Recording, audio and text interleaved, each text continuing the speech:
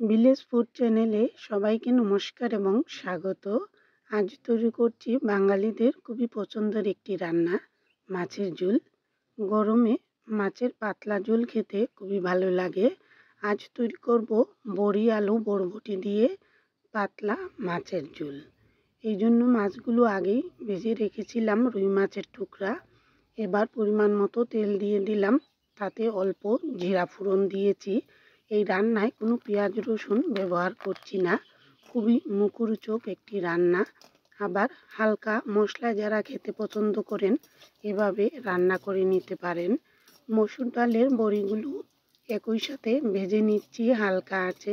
বড়ি ভাজার সময় চুলার আঁচ যত হালকা রাখা হবে ততই বড়িগুলো সুন্দর ভাজা হবে।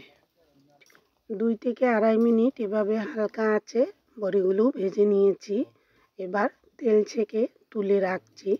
যেহেতু পেঁয়াজ রসুন ব্যবহার করছি না, তাই অল্প কিছু বাটা মশলা রেখেছি, গরম মশলা এবং শুকনো মরিচ বাটা। এবার কেটে রাখা আলু এবং বরবটি দিয়ে দিলাম, আর পরিমাণ মতো লবণ হলুদ দিয়ে সবজিগুলো 2 থেকে 3 মিনিটের মতো হালকা ভেজে নেব। গরম ভাতের সাথে সকাল দুপুর অথবা রাতে এরকম একটা পাতলা মাছের ঝোল হলে আর কিছুই লাগে না। আর মাঝে মধ্যে মুখের স্বাদ পাল্টানোর জন্য হালকা মশলায় যে কোনো রান্নায় খেতে চমৎকার লাগে। সবজিগুলো ভেজে নেওয়ার ফাঁকে বাটা শুকনো মরিচ দিয়ে দিলাম। ঝালের পরিমাণ নিজেদের পছন্দ মতো দিতে হবে, তবে এই রান্নায় একটু ঝাল ঝাল হলেই খেতে দারুণ লাগে।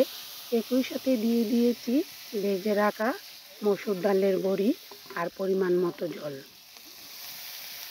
পাতলা ঝোল করব, তাই 2-3 বারে জলটা বাড়িয়ে দিলাম। তাছাড়া সবজিগুলোও ভালো সেদ্ধ হবে, আর মাছের ঝোল যত ঝাল হয় ততই খেতেও দারুণ লাগে।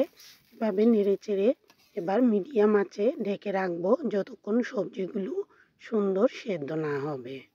প্রায় 3 থেকে 4 মিনিট পর ঢাকনাটা তুলে নিয়েছি, সবজিগুলো সেদ্ধ হয়ে গেল।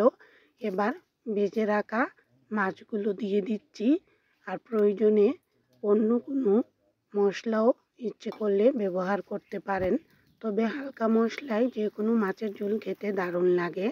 ভালো করে জাল হয়ে আসার পর বাটা গরম মশলা দিয়ে দিলাম। এবার ঝোলটা আর একটু কমে আসলে লবণটা চেখে দেখে নামিয়ে নিতে হবে। তৈরি হয়ে গেল পাতলা ঝোলের রেসিপি।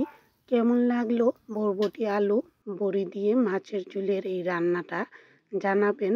আর পাশে থাকার জন্য সবাইকে অসংখ্য ধন্যবাদ। আবারও নতুন কোনো রান্না নিয়ে দেখা হবে। সবাই ভালো থাকবেন।